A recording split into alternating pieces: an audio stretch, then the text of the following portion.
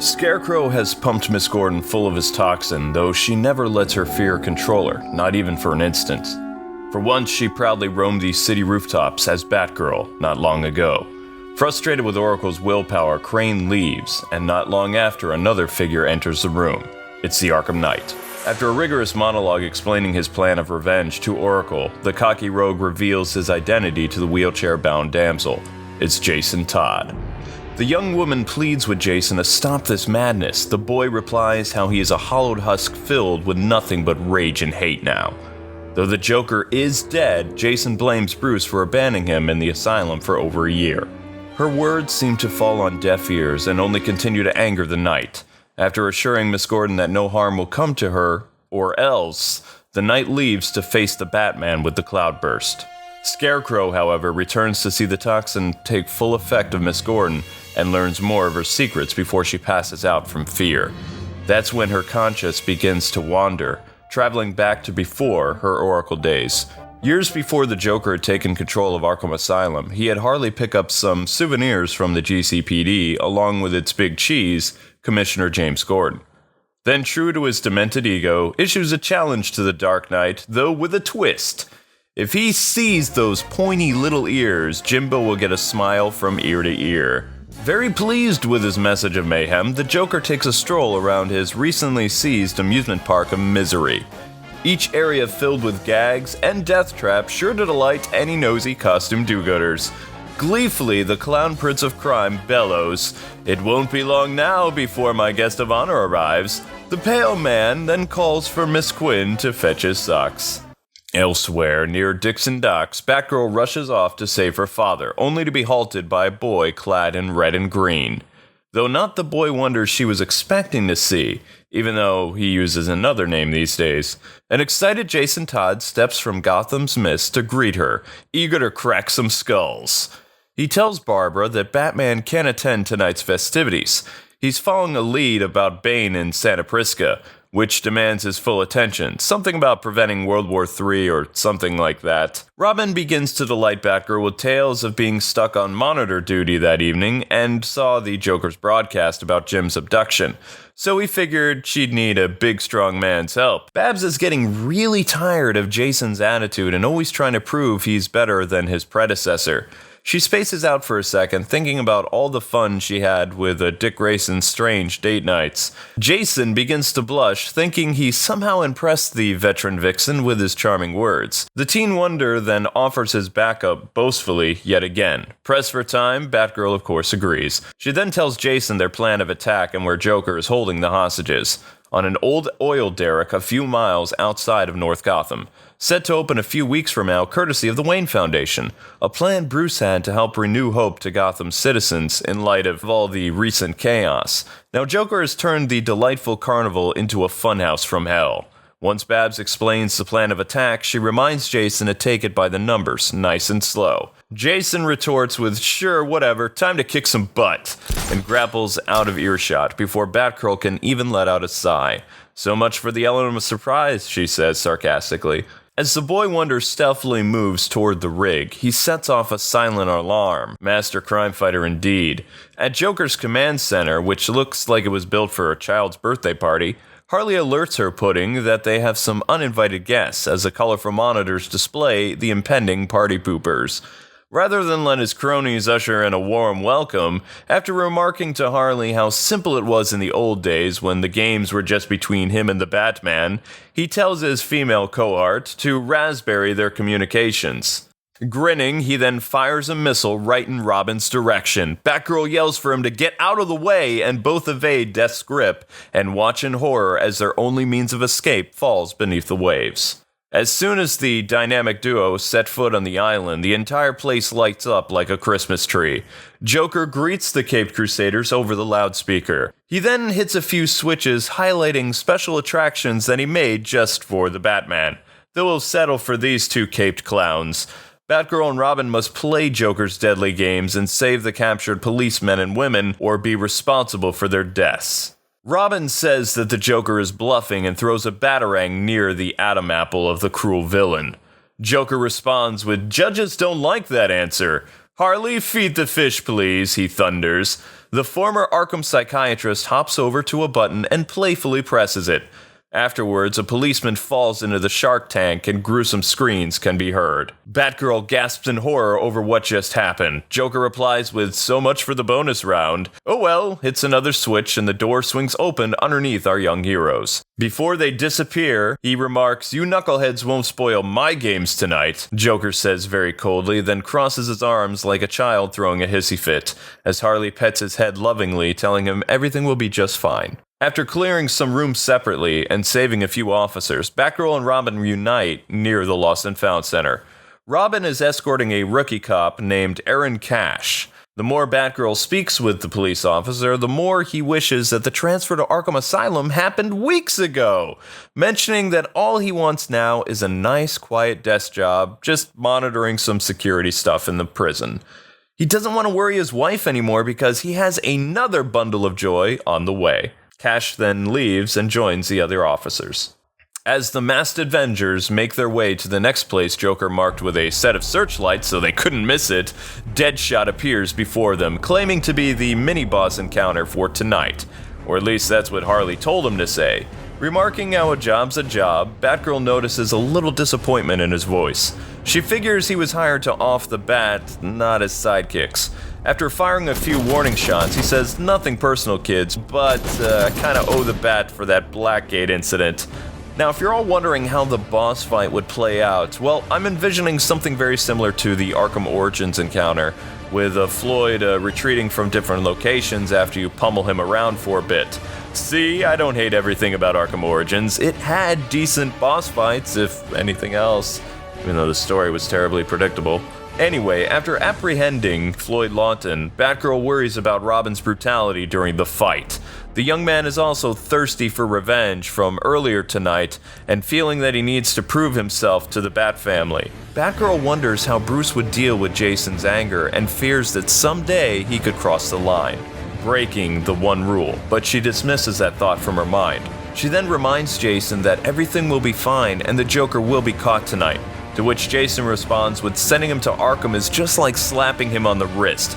How many graves must we fill with innocent people because of this clown? With that, he bolts off into the night, into another area of the park. Batgirl then heads toward the funhouse and notices that the entrance is heavily guarded.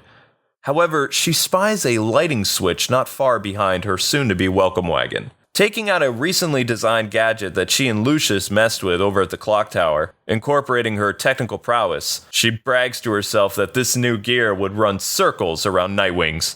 She turns out the lights on those creeps and silently removes them from the picture, then sneaks inside Joker's not-so-funhouse as various death traps and Scarface await her. The evil puppet mob boss that hates Gatman, see? Yeah. Now, in order to give players a little bit of a break, I thought of this encounter would kind of be like a one-hit KO, like what happened to the Electrocutioner in Arkham Origins. Also, Joker would then pop up on the TV and mock you and say under his breath how he's going to punish Wesker later for giving him a defective doll. Shortly after Joker's broadcast, the Jack-in-the-Boxes with Tommy guns would release and open fire on Batgirl, and a prompt would encourage players to bat-grapple to safety before Batgirl is filled with holes as the massive gunfire hails down below. After using her detective vision to scan the following rooms and see where the hostage is, just then Batgirl's comms reopen and a familiar voice calms her very soul. A jamming receiver must have been destroyed during the gunfire just a few seconds ago. Nightwing asks if everything is alright, and she gives him, of course, the silent treatment. He continues to talk nervously, knowing what Babs is up to, and says he's heard about her father being kidnapped and he's on his way to back her up. Dick apologizes for missing her message, but he had Titan. She then playfully forgives him and asks him to, of course, escort the remaining survivors off the rig. He implies with, "Roger that, beautiful," which she blushes. Batgirl then moves through the floor grates into the next room and hears a not-so-cheerful voice arguing with his captors. Babs, in a dazzling display of athleticism, takes out the guards.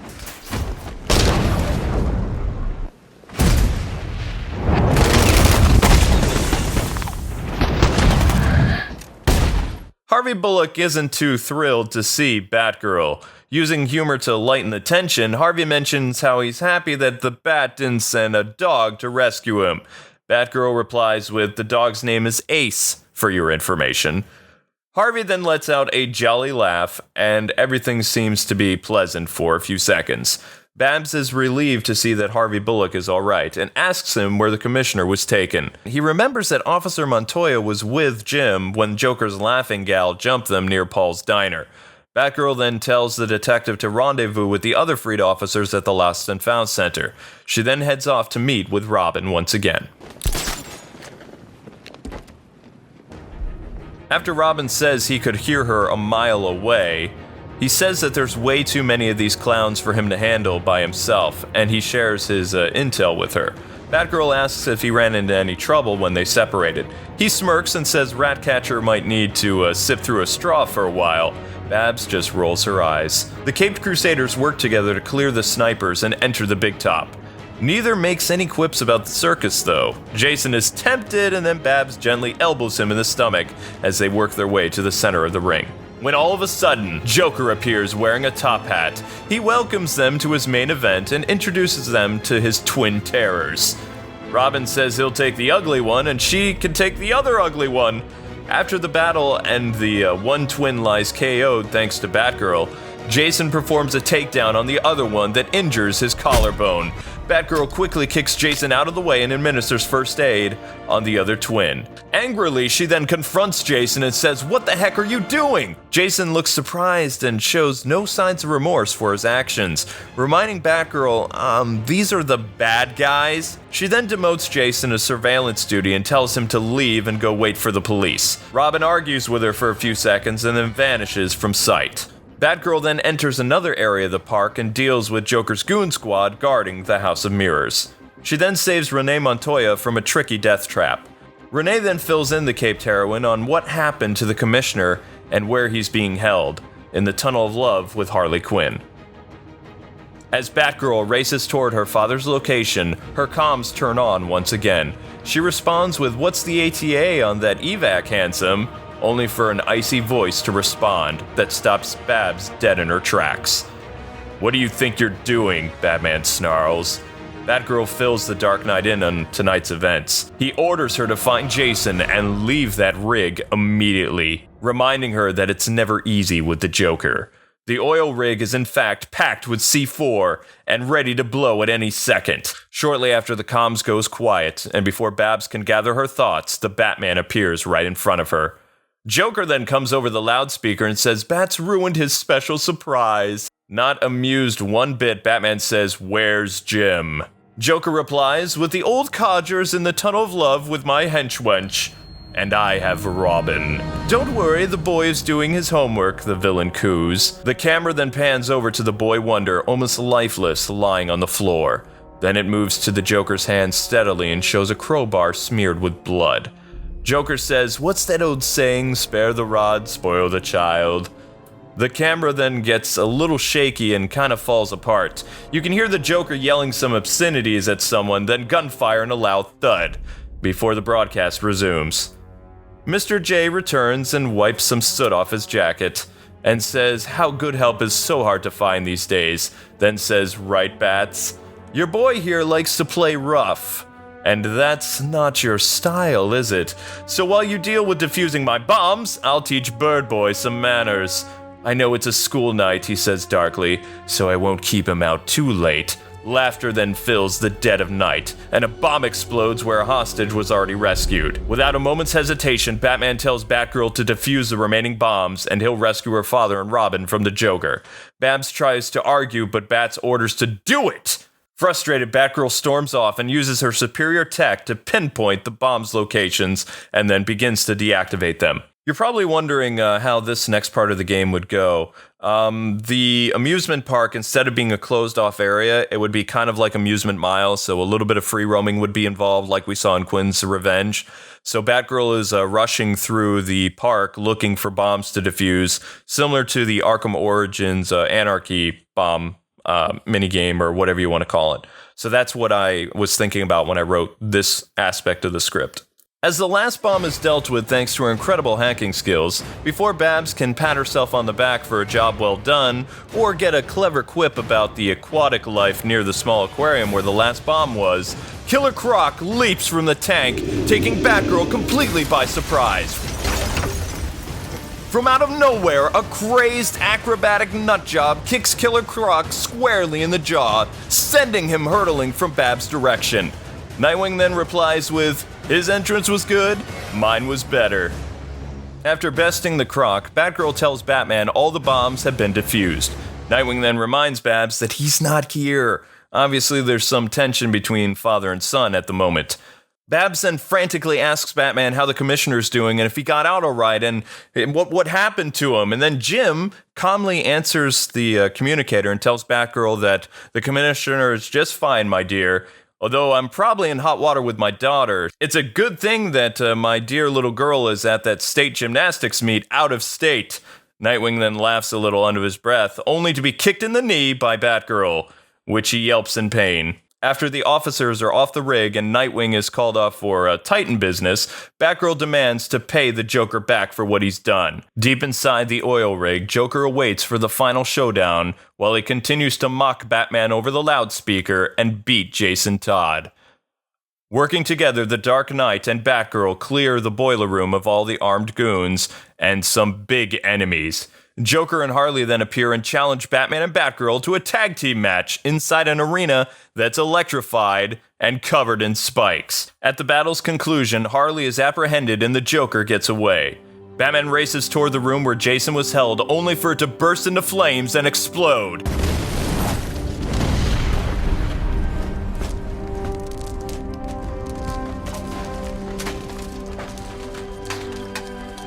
Batman then grips the Joker's throat tightly, and the clown merely smiles even bigger, though barely able to breathe. Batgirl pleads with Bruce to stop! Don't let him win! Don't do this!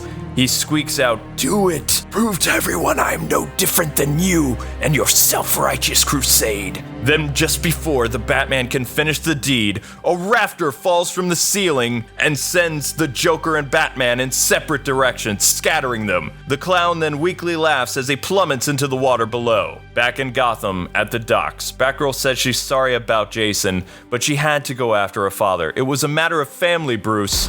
Without uttering a word, Batman streaks off into the night as the Batmobile howls to search for Robin, knowing that if he survived the blast, then Jason and the Joker could as well.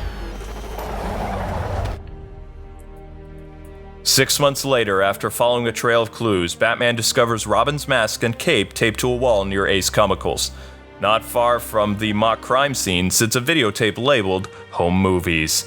Batman returns to the Batcave. Elsewhere, Barbara Gordon is enjoying a good book and waiting for Dick to come pick her up for their date. Her roommate just called a few minutes ago saying what Dick plans to do tonight. While she's looking through the closet for a perfect outfit, the doorbell rings. Without even thinking, Babs rushes to the door calling Dick's name, but gets no reply. She opens the door saying, "Giving me the silent treatment." Barbara slumps to the floor, unable to move, and millions of thoughts are racing through her mind. How did he figure out my identity, she says. Is Dick alright? Did my father get hurt? What's happening to me?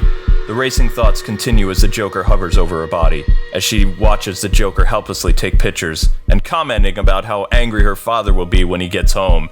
Kids these days, no respect for their elders, he says, then exits, filling the hall with laughter, leaving Barbara to her cruel fate. Back in the Batcave, sitting in his chair, Batman plays the video left for him.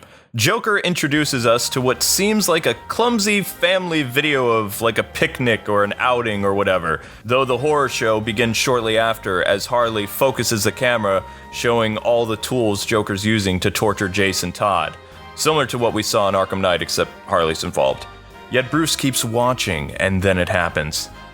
Near the end of the video, Joker asks Jason Todd to reveal Batman's secret identity, and just as he's about to, he's shot in cold blood. Joker then walks over to the camera with the Devil's Calm, picks it up, points the camera at Jason, and then begins to speak to Batman directly, saying how this is their game, and if Batman keeps inviting new players, then the rules change. Another shot is heard, and the tape stops. A loud noise comes from directly behind the Batman, and without even thinking, Batman readies his batarang ready to strike, only to then see Alfred shaking and a tray of food and broken glass laid across the cave floor. The older man falls to his knees, weeping like a small child. But before Batman can even mourn, a frantic Jim Gordon calls the Bat computer and says, "That monster shot my baby girl! That monster!" Oracle regains consciousness as a black hood is placed over her face.